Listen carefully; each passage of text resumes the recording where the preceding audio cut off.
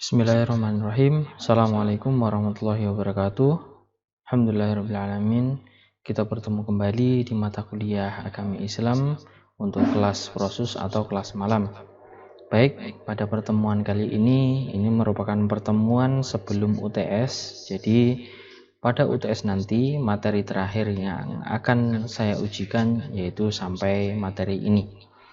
Pada materi ini kita akan membahas setelah materi yang kemarin yang kita bahas mengenai Islam jalan kita dan akidah apa yang terkandung di dalam agama Islam. Selanjutnya kita akan menuju ke apa itu yang dimaksud dengan iman atau keimanan. Baik, teman-teman silahkan disimak pada materi berikut. Iman dan pengaruhnya dalam kehidupan. Bahwasanya kita dalam beragama, kita juga harus beriman. Kita pun juga punya rukun iman, di mana rukun iman itu ada 6. Yang pertama adalah iman kepada Allah, kemudian yang kedua iman kepada malaikat, kemudian yang ketiga iman kepada Rasulullah, kemudian yang keempat iman kepada kitab Allah, yang kelima iman kepada hari kiamat, kemudian yang keenam iman kepada qada dan qadar. Baik, selanjutnya iman. Nah, dari kata-kata iman itu sendiri, menurut kalian apa yang dimaksud dengan iman? Kalau kita mempunyai rasa iman atau rasa sesuatu yang bisa diaplikasikan kepada suatu hal, di mana wujud keimanan kita itu kita mempercayai. Nah, jadi dengan istilah iman tersebut itu dalam bahasa merupakan percaya. Jadi iman adalah percaya. Namun pada kesempatan kali ini kita akan membahas 5 dari poin-poin penting yang terkandung dalam keimanan, yaitu adalah hakikat keimanan, hubungan iman, ilmu, dan amal, kemudian konsekuensi iman. Selanjutnya adalah karakteristik orang yang beriman, dan yang terakhir adalah pengaruh iman di dalam kehidupan kita. Jadi, apa itu iman? Apa definisi dari iman? Bagaimana pengaruhnya keimanan dalam kehidupan kita masing-masing? Apa itu konsekuensi kalau kita beriman kepada rukun yang iman? Nah, itu. Jadi, sudah punya poin masing-masing. Kita menuju hal yang pertama, yaitu adalah hakikat iman. Di mana hakikat iman ini pertama kali kita menuju ke pengertian secara bahasa. Secara bahasa iman adalah percaya. Jika di bahasa Arab kan itu adalah at-tasdiq wal iqrar. Membenarkan atau mempercayai dan mengakui atau menetapkan. Terkandung dalam surat Quran surat Yusuf ayat 17. Seperti itu. I'tiqadu bil qalbi wa iqraru bil lisani wa amalu bil arkan. Keyakinan dengan hati, kemudian pernyataan dengan lisan, dan perbuatan dengan anggota badan kita. Jadi kita harus yakin dulu di dalam hati, kemudian mempernyatakan atau menyatakan bahwasanya saya beriman, itu dengan lisan, dan kemudian mengamalkan keimanan tersebut dengan anggota badan kita atau segala macam kegiatan kita. I'tiqadu bil qalbi wa iqraru bil lisani wa amalu bil arkan. Nah, al-imanu ma waqara fihi al-imanu ma waqara fil qalbi wa saddaqahu al-a'mal wa saddaqahul a'mal. Iman itu adalah keyakinan yang terdapat dalam hati. Wakrun. Oh, maaf, wakrun. Jadi wakrun itu sebuah keyakinan. Ma wakoro wukiro. Nah, astagfirullahaladzim. Maaf. Al-imanu ma wukiro fil qalbi wa saddaqahu al-a'mal. Wa saddaqahul a'mal. Jadi iman itu keyakinan yang terdapat dalam hati dan dibuktikan dengan amal perbuatan. Ini menurut Al-Hasan Al-Basri. Nah, iman yang benar itu ada dua. Keyakinan kokoh yang tidak tercampur oleh keraguan. Ini secara istilah ada dua. Yang pertama, keyakinan kokoh yang tidak tercampur dalam keraguan. Yang kedua, perbuatan yang membuktikan keyakinan dan menjadi buahnya. Jadi keyakinan itu, keimanan itu adalah keyakinan yang kokoh. Jadi tidak ada pengaruh-pengaruhnya dari perbuatan-perbuatan yang lain, atau mungkin keraguan-keraguan dari pengaruh-pengaruh perbuatan yang lain. Jadi perbuatan yang membuktikan keyakinan dan menjadi buahnya itu perbuatan apa yang mendasarkan dari keimanan tersebut. Kita beriman kepada Allah, perbuatannya apa? Mengerjakan semua larangannya dan menjauhi segala mengerjakan perintahnya dan menjauhi larangannya. Ini bentuk kita sebagai beriman kepada Allah.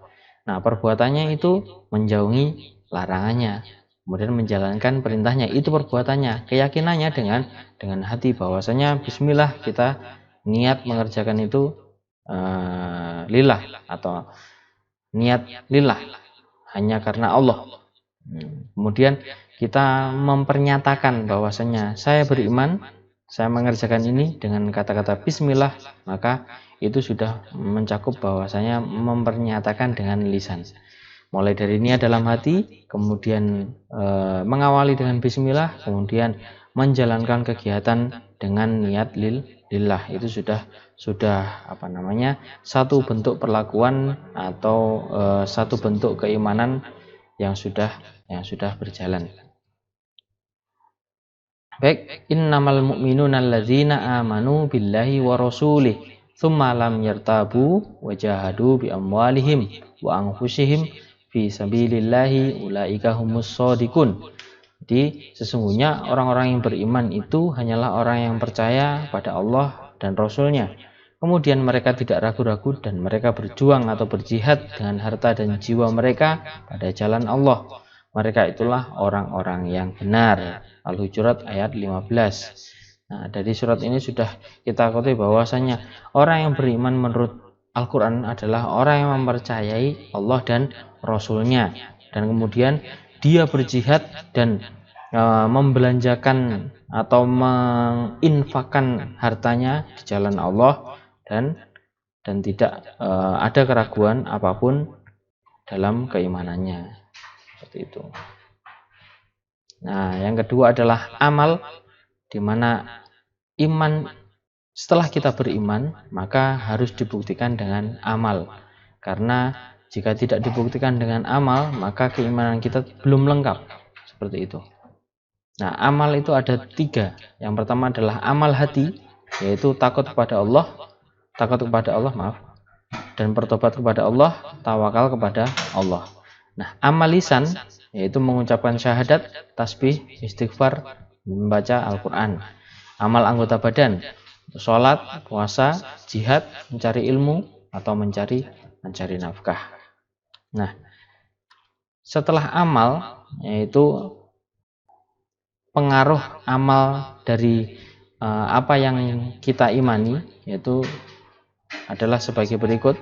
Iman terdiri dari 3 unsur, yaitu keyakinan, ucapan lisan, dan perbuatan anggota, di mana iman dan tauhid adalah syarat sah dan diterimanya ibadah. Iman bertambah dan berkurang, bertambah dengan ketaatan dan berkurang dengan maksiat. Allah menguji hambanya agar diketahui mana orang yang beriman dan mana orang yang hanya pura-pura beriman. Hubungan iman, ilmu, dan amal. Nah, ini ada hubungan erat. Iman, ilmu, dan amal mempunyai hubungan erat yang tidak bisa dipisahkan. Bahwasanya mencari ilmu adalah jalan untuk meningkatkan iman. Karena dengan ilmu kita bisa percaya atau kita bisa meningkatkan keimanan kita. Amal saleh muncul karena dorongan dari iman. Kuat lemahnya iman seseorang bisa dilihat dari semangat atau malasnya dalam mengerjakan amal saleh tersebut. Beriman tanpa beramal adalah bohong, dan beramal tanpa beriman adalah sia-sia. Jadi ketika kalian beriman, ya, mempercayai dengan Allah, tapi kalian tidak melakukan apa yang dianjurkan oleh Allah dan apa yang dilarang oleh Allah, kalian tidak mengerjakannya atau mengerjakan larangan Allah, maka kalian tidak termasuk orang yang beriman. Seperti itu. Konsekuensi iman. Ada beberapa konsekuensi dari iman, yaitu mempercayai semua perkara yang datang dari Allah. Semua apa yang sudah dikehendaki oleh Allah itu sudah termasuk perbuatan kita atau pembuktian kita bahwa kita beriman kepada Allah. Apa yang terjadi hari ini, apa yang terjadi esok hari, itu sudah merupakan takdir dari Allah atau qadarullah. Semuanya datang dari Allah, apapun bentuknya. Meskipun dalam logika kita tidak masuk bahwasanya masa ini dari Allah, nggak mungkin seperti itu. Tidak, itu tidak benar. Semuanya dari Allah. Kita bisa bekerja, kita bisa berusaha, kita bisa melakukan apa saja, itu juga semuanya dari Allah. Kita bisa makan, minum, kita bisa mencari rezeki, kita bisa mencari ilmu, itu juga merupakan takdir dari Allah. Jadi semua apa yang kita lakukan di dunia ini, sekecil apapun, itu sudah diatur oleh Allah Subhanahu wa taala. Yang kedua, menaati Allah dan Rasul-Nya. Jadi ini tadi konsekuensi dari iman. Jika kita beriman, otomatis kita harus menaati Allah dan Rasul-Nya.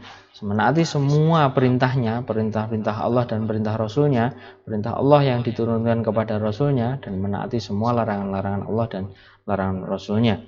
Jadi dalam hal ini yang poin kedua ini, yaitu menaati Allah dan Rasul-Nya, ini bisa diaplikasikan bahwasanya kita menjalankan Al-Quran dan Sunnah Rasulullah. Yang ketiga adalah melaksanakan kewajiban dan menjauhi larangannya. Sebagaimana deskripsi ini menuju kepada sifat, yaitu takwa. Jadi takwa, jika kita beriman, kita juga bertakwa, juga harus bertakwa. Itu. Yang keempat adalah taubat dan istighfar. Setelah kita mengimani sesuatu, kemudian mempercayai sesuatu, kemudian melaksanakan kewajiban dan menjauhi larangannya, hal yang terakhir adalah taubat dan istighfar. Memerintahkan kebaikan dan mencegah kemungkaran, dan kemudian mengajak orang kepada agama Allah dan menentang orang yang menghalangi dari jalannya, berkawan dengan orang-orang mukmin dan berlepas diri dari orang-orang yang kafir. Karakteristik orang yang beriman. Ada beberapa karakteristik. Al-Quran maupun Sunnah banyak menyebutkan karakteristik orang yang beriman. Yang pertama adalah senantiasa mengerjakan kewajiban dan kebaikan serta menjauhi larangannya. Ini tertera pada surat Al-Mu'minun ayat 11. Ini. Kemudian takut dan bergetar hatinya ketika mengingat nama Allah, surat Al-Anfal. Nah, kemudian mencintai hukum Allah dan menerima syariatnya, tersirat pada surat An-Nisa ayat 65. Senantiasa berkata baik dan atau diam. Ini hadis. Hadisnya itu saya lupa. Jika kamu beriman kepada Allah, maka berkatalah baik atau diam, seperti itu. Kemudian yang terakhir adalah senantiasa bersyukur dan bersabar. Pengaruh iman dalam kehidupan kita. Jadi jika kita sudah beriman kepada Allah dan Rasul-Nya, itu harus juga ada pengaruhnya di dalam setiap kehidupan kita. Penyebab kehidupan yang baik, kebahagiaan dan kegembiraan itu adalah iman kita kepada Allah dan Rasul-Nya. Allah membela dan menjaga orang yang beriman dari tipu daya musuh. Jadi kita sudah beriman kepada Allah, Allah pasti akan menjaga kita. Iman membersihkan jiwa dari berbagai khurafat. Atau khurafat ini apa? Khurafat ini adalah salah satu bentuk sifat yang dimurkai oleh Allah. Penyebab mendapat keberuntungan dan kemenangan. Jika kita beriman, maka keberuntungan dan kemenangan ada di pihak kita. Penyebab untuk meraih keridhaan Allah dan surganya. Otomatis jika kita beriman kepada Allah, Allah akan menggantinya dengan keridhaan dan surganya. Jadi ketika kita sudah beriman, kita harus membuktikan keimanan kita dengan perlakuan yang baik sesuai sunnah dan Al-Quran. Oke, itu saja untuk materi kali ini. Jadi dari apa yang saya sampaikan ada hubungannya satu dengan yang lain. Bahwasanya dari pertama kita membahas tentang Islam. Setelah dari Islam kita berpindah ke akidah. Dari akidah kita memperdalam lagi di keimanan. Bahwasanya Islam itu adalah agama yang memiliki akidah dan memiliki keimanan. Seperti itu. Kurang lebihnya mohon maaf. Billahi taufiq wal hidayah. Assalamualaikum warahmatullahi wabarakatuh.